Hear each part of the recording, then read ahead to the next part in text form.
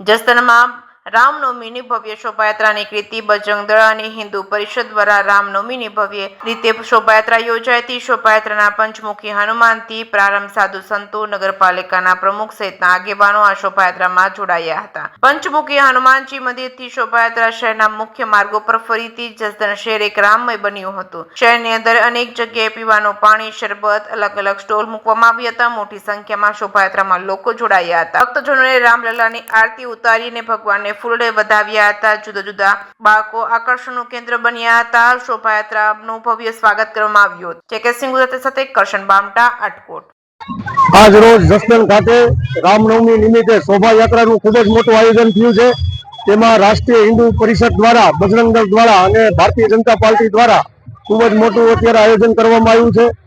દરેક સમાજના કાર્યકર્તાઓ સાથે જોડાણા છે અને શોભાયાત્રા ખૂબ જ મોટી નીકળી છે।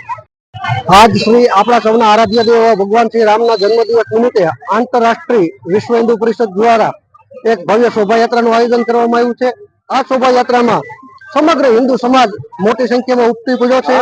ભાવ, આનંદમય અને નાચ ગાન સાથે આજનો કાર્યક્રમ ઉલ્લાસભેર ઉજવવામાં આવી રહ્યો છે।